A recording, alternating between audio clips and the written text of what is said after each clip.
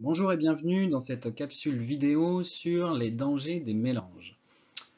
Comme introduction, je vous ai préparé une vidéo vous présentant l'expérience de départ. Bonjour et bienvenue dans cette vidéo qui vous présente une expérience sur les mélanges. Nous avons donc ici 4 ingrédients. Donc, dans un premier temps, une poudre de couleur blanche, numérotée 1. Une autre poudre de couleur blanche, numérotée 2, un liquide incolore, qui ressemble beaucoup à de l'eau, noté A, et un autre liquide incolore, qui ressemble à nouveau beaucoup à de l'eau, noté B. Nous allons donc mélanger ces différents produits et voir ce qui se passe. Mettons un peu de poudre blanche dans le liquide A. Puis dans le liquide B.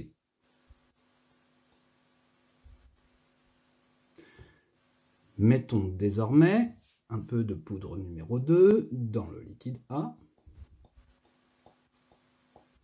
puis dans le liquide B.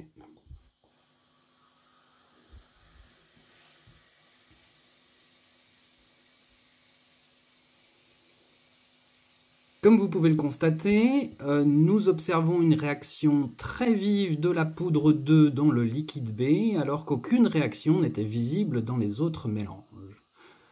Nous allons donc chercher à comprendre ce que peut nous indiquer ces expériences. Alors, comme vous avez pu le constater, j'ai réalisé une expérience avec des produits similaires au test de solubilité que nous avons fait ensemble, c'est-à-dire mélanger une poudre blanche avec un liquide incolore. Mais pour la dernière expérience, là, vous avez pu voir une réaction intense produisant un gaz inconnu. Alors, je vais vous donner quelques explications et déjà dans un premier temps, les ingrédients utilisés pour faire cette expérience. La poudre blanche numéro 1 est du sel. Le liquide incolore A est de l'eau. Le liquide incolore B est du vinaigre blanc et la deuxième poudre blanche est du bicarbonate de soude. Donc en mélangeant le sel et le bicarbonate de soude dans l'eau, comme pour nos tests de solubilité, aucune réaction visible. En mélangeant, vous le savez, ces deux poudres disparaîtraient, elles sont solubles dans l'eau. En mettant le sel dans le vinaigre blanc, pas de réaction non plus. Par contre, le bicarbonate de soude et le vinaigre, eux, réagissent intensément.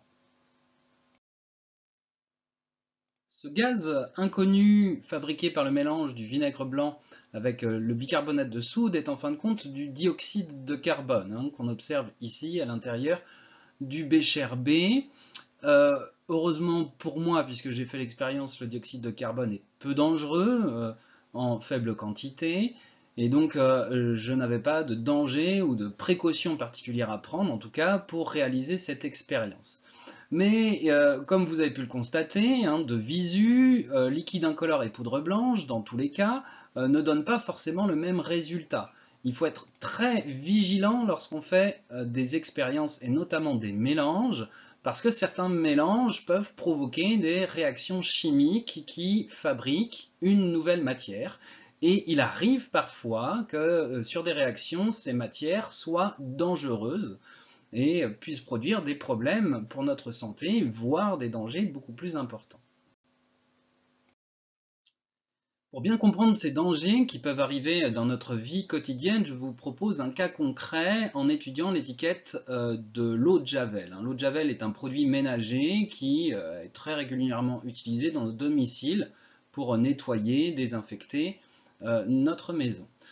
En regardant l'étiquette de l'eau de Javel, on voit déjà dans un premier temps qu'il y a des pictogrammes de sécurité, comme ceux que je vous ai appris lors des consignes de sécurité de chimie.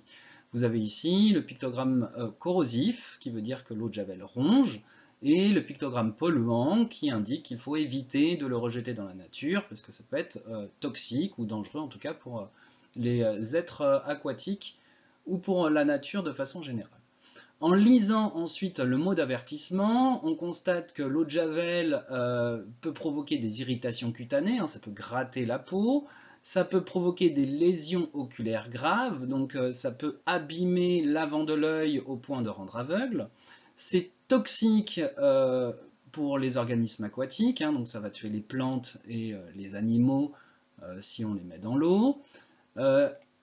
Il est indiqué aussi comment procéder en cas de contact, hein, soit donc avec la peau, soit avec les yeux, ou en cas d'ingestion. Ingestion, ça veut dire qu'on l'avale. Hein, surtout ne pas faire vomir, puisque le produit passe une fois dans la trachée, et en vomissant, il passera une deuxième fois, ce qui le rendra 2 fois plus actif au niveau du corps, et donc c'est dangereux. Hein, il faut contacter un médecin ou un centre antipoison très rapidement pour pouvoir réagir. En cas de contact avec les yeux ou avec la peau, il faut se rincer abondamment avec de l'eau bien claire pendant plusieurs minutes. Autre indication, une mention de danger tout en bas, c'est écrit « Attention, ne pas utiliser en combinaison avec d'autres produits », c'est-à-dire ne pas faire de mélange, peut libérer des gaz dangereux, ici du chlore. Alors à savoir que le chlore, notamment, est un gaz qui est mortel.